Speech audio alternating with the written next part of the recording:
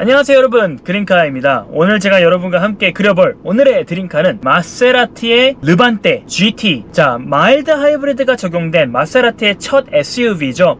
르반떼 GT 모델을 가지고 와 봤습니다. 자, 오늘 가져온 이 르반떼 GT는요, 마세라티가 처음으로 적용시킨 마일드 하이브리드, 어떻게 보면 충격적이면서도 참 믿기 어려운 그런 엔진을 가지고 있는 그런 녀석인데요. 제가 르반떼 트로페오 모델을 또 리뷰를 했었지 않습니까? 이제 르반떼 끝판왕 트로페오를 리뷰를 해봤었는데, 사실 그런데 이 르반떼 GT 모델은요, 가격이 이제 르반떼 GT 베이스 모델이 약 1억 1800 정도 합니다. 그리고 이 르반떼 GT 일반 모델이 1억 4950의 가격을 가지고 있기 때문에 카이엔 쿠페와도 어느 정도 비교가 가능하지만, 르반떼 GT 모델은 카이엔 쿠페보다는 가격적인 면에서 GLE 쿠페도 제가 리뷰를 했었죠. GLE 쿠페나 X5랑 비교하는 게 좀 더 맞는 그런 차량이라고 보실 수 있겠습니다. 자, 하지만 이 차량의 스펙을 조금 논하기 전에 제가 일단 이 차량에 제 개인적인 주관을 넣어서 평가를 한마디로 하자면, 이 차는 마세라티가 아니다. 자, 이렇게 말하면 조금 오해가 있으실 수 있지만, 저는 마세라티 오너입니다. 제가 지금 기블리 3.0 가솔린 모델이죠. 그란스포츠 모델을 타고 있어요. 마세라티를 저는 사랑하고요. 마세라티는 제 드림카 브랜드이기도 하고, 제가 마세라티라는 브랜드를 정말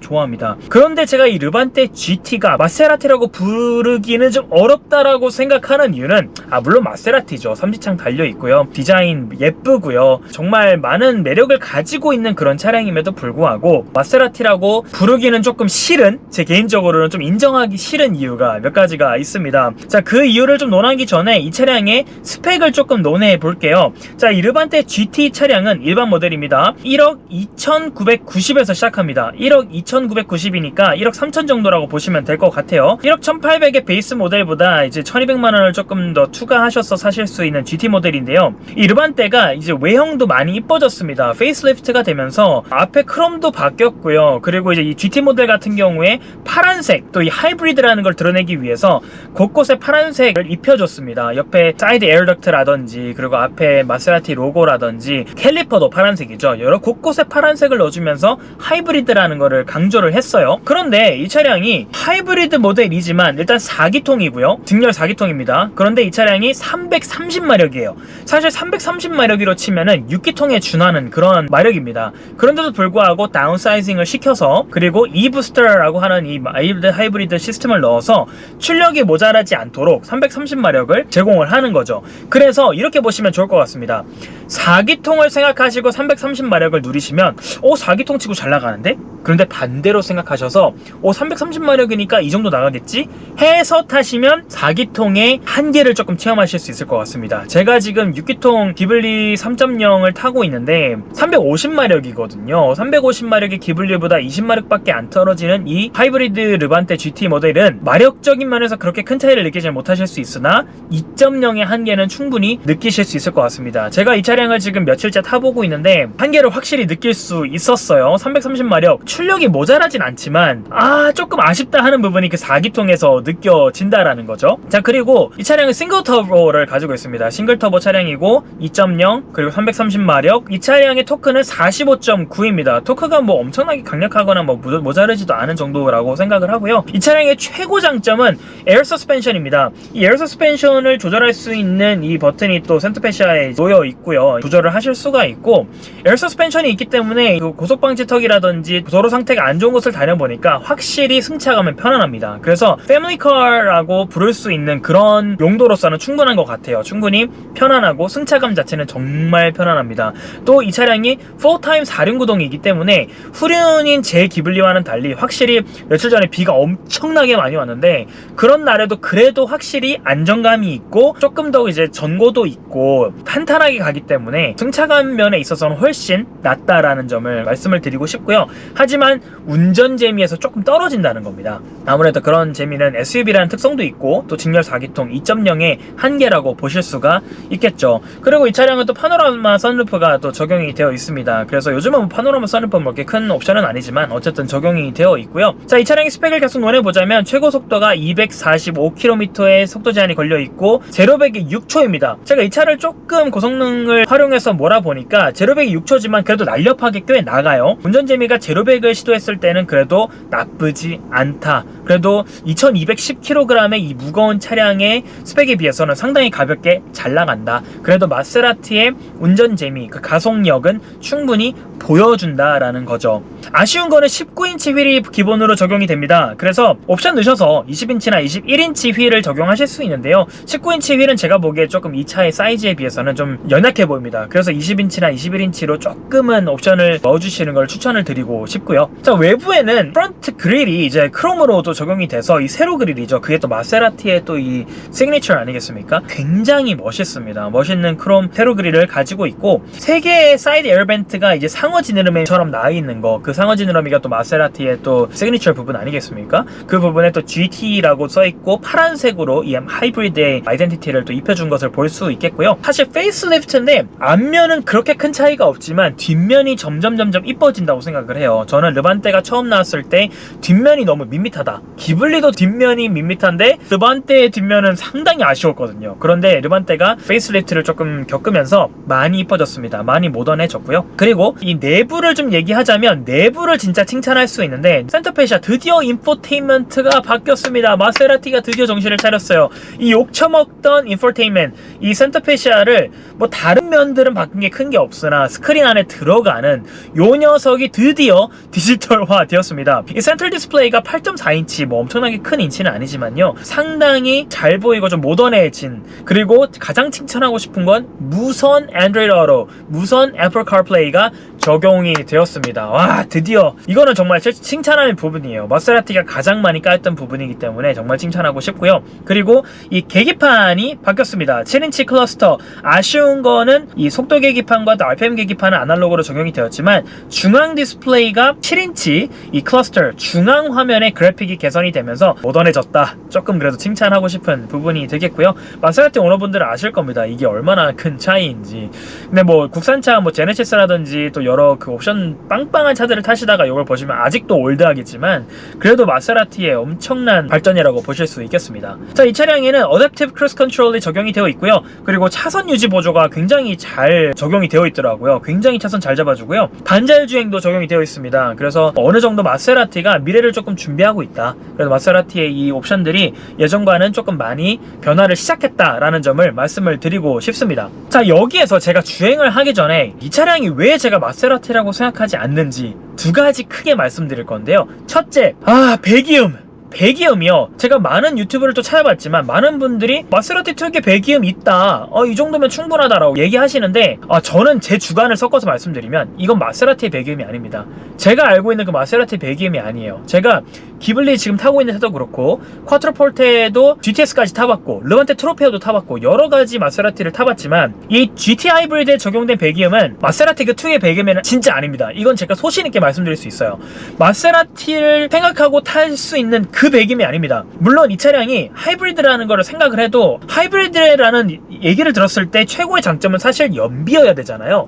근데 이 차량의 연비가 복합 연비가 7.9, 고속도로 타면 뭐 12, 13까지도 나온다고 합니다. 하지만 제가 시내를 주행을 많이 해봤는데 4, 5 나와요. 제 기블리랑 그렇게 큰 차이가 없습니다. 그래서 이 마일드 하이브리드는 연비를 몰고 탈 수 있는 차량은 확실히 아니에요. 그러니까 장점이 확 떨어지는 느낌이에요. 아니, 연비도 그렇게 좋은 게 아닌데 굳이 이 마일드 하이브리드를 탈 이유가 있나? 라는 생각이 조금 듭니다. 왜냐면 위치가 상당히 애매해요. 이 가격대에 GLE도 있고 X5가 있는데 저는 이 돈 주고 GLE 쿠페 제가 리뷰했던 차량, 제가 진짜 칭찬 많이 했던 차량인데 저는 솔직히 말해서 제가 마세라티 너무 사랑하지만 이 돈이면 GLE 쿠페 살 거거든요. 근데 르반떼 모데나로 올라가면은 가격이 1억 4천에 육박하기 때문에 그때부터는 이제 카이엔 쿠페랑도 비교할 수 있는 가격이 되다 보니까 또 다른 얘기입니다. 그런데 이 GT 하이브리드가 연비가 그렇게 엄청나게 뛰어나지도 않고, 물론 고속도로 많이 타시면 좀 타실만 할 것 같아요. 그 연비를 얻자고 배기음을 버린 겁니다. 배기음을 여러분이 별로 신경을 안 쓰신다면 타셔도 괜찮을 것 같아요. 하지만 저처럼 배기음을 즐기고 이 소리가 운전 재미 얼마나 큰지를 아시는 분이시라면 이 차량은 마세라티의 그 특유의 배기음을 느낄 수 있는 차량은 아닙니다. 스포츠를 넣고 패널시프트 사용하셔서 RPM 4,000, 5,000에서 빵 터뜨리시면 팝콘도 터지고요. 펑 하는 소리도 납니다. 근데 굳이 제가 비교하자면 그 팝콘 소리와 그 배기음 소리는 마세라티 특유의 배기음보다는 굳이 찾아보자면 AMG랑 좀 비슷한 것 같아요. 또 AMG랑은 차이가 있지만 AMG는 바바바바바 이런 소리지만 얘는 펑 터지거든요. 그 소리가 나쁘다는 건 아니지만 우리가 원래 알고 있던 마세라티의 배기음은 조금 아니라는 겁니다.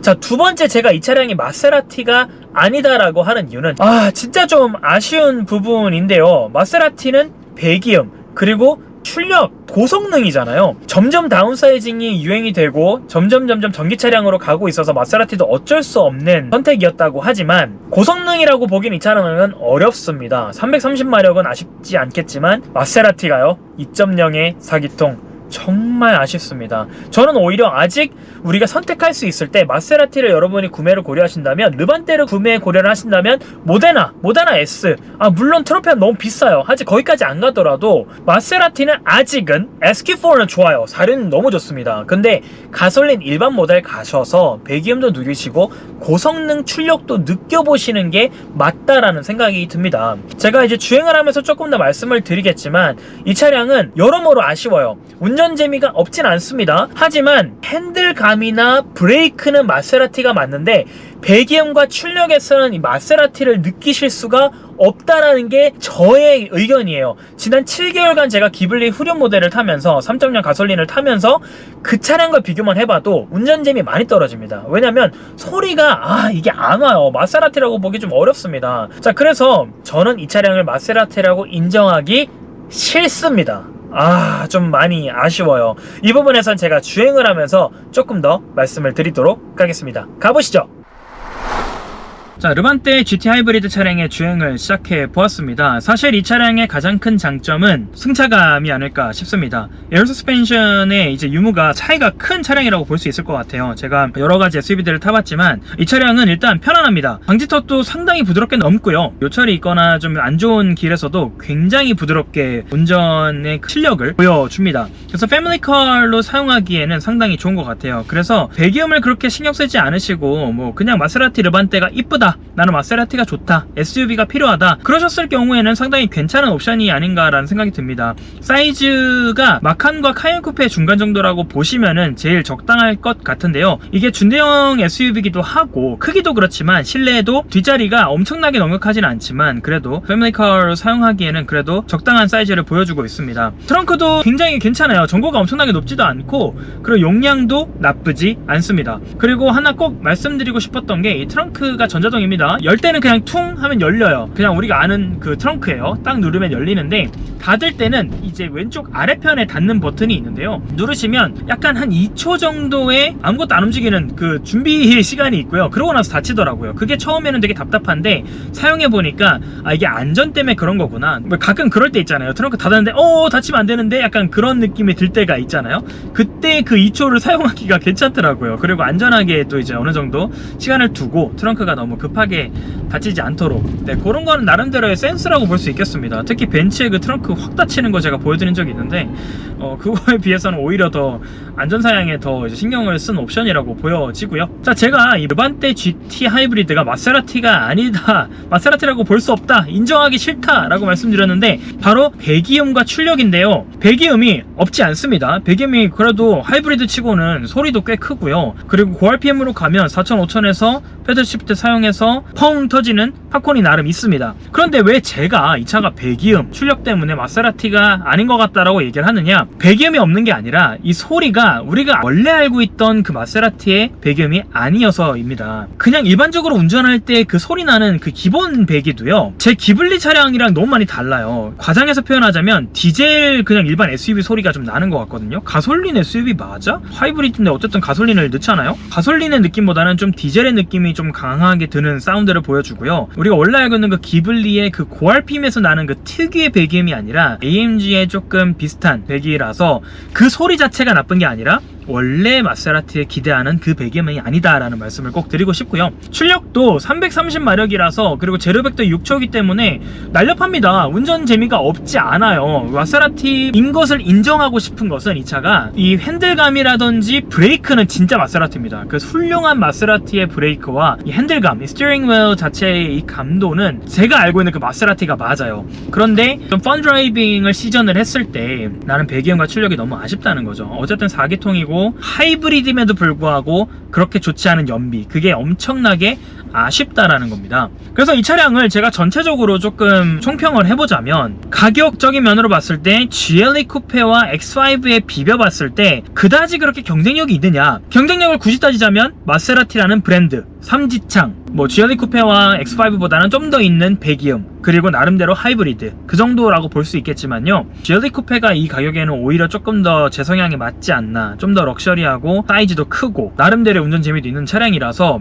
저한테는 오히려 전 BMW도 좋아하지만 GLE 쿠페, X5, 르반떼 GT 하이브리드를 비교했을 때는 저는 GLE 쿠페의 승을 꼽고 싶습니다. 이 차량의 장점이 물론 있어요. 마세라티 아니겠습니까? 또 르반떼가 엄청나게 많이 팔린 차량이 아닙니다. 벤츠 BMW처럼 이게 흔한 브랜드가 아니고 나는 좀 유니크한 걸 원해. 그리고 르반떼의 이 디자인 굉장히 이쁘거든요. 굉장히 매력 있는 디자인이라고 생각을 합니다. 그래서 이 디자인이 마음에 들고 나는 배기음 그딴 거 필요 없고 그냥 르반떼다, 그냥 마세라티다, 그러면 사는 차입니다. 그러면 사실 수 있는 차라고 생각합니다. 그 외에는 그냥 객관성에서 조금 봤을 때는 마세라티라는 그 브랜드 가치와 팬심을 제외하면 저는 솔직히 GLE 쿠페나 X5에 비비기는 좀 어렵다고 봐요. 심지어 모데나 S로 가도 카이엔 쿠페랑 비볐을 때 배기음과 출력을 제외하고는 카이엔 쿠페에 비기기는 조금 어렵다라는 생각을 합니다. 전체적으로 배기음과 펀 드라이빙과 또 마세라티는 브랜드 가치 때문에 르반떼 모데나를 타실 수 있겠지만 카이엔 쿠페는 거의 완벽에 가까운 차라고 저는 생각을 하기 때문에 비비기 좀 어려워요. 저도 마세라티 오너지만 마세라티는 팬심이 없이는 또 이 배기음과 이 출력에 대한 만족감을 누리고 싶다, 그런 게 아니라면 이 차는 타시는 게 아닙니다. 좀 많이 아쉬워요. 마세라티 오너인 저에게도, 마세라티 러버인 저에게도 이 르반떼 하이브리드 GT는 많이 아쉬운 차입니다. 구매 고려 대상은 아닌 것 같아요. 오히려 저는 르반떼 모데나 S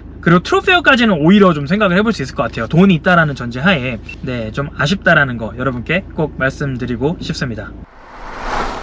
오늘 제가 가지고 온 오늘의 드림카는 마세라티의 르반떼 GT 하이브리드 모델이었습니다. 자, 여러분 이 영상이 조금이라도 도움이 되셨고 그래도 보실만 하셨다면 구독, 좋아요, 댓글, 알림 설정 부탁드리고요. 참 아쉬운 모델이지만 그래도 마세라티를 사랑하는 사람으로서 저희 주관을 섞어서 리뷰했다는 점 양해를 부탁드리고 이해를 부탁드리겠습니다. 또 다음 주는 제가 또 다른 드림카를 가지고 여러분 곁으로 찾아오도록 하겠습니다. See you later. Goodbye.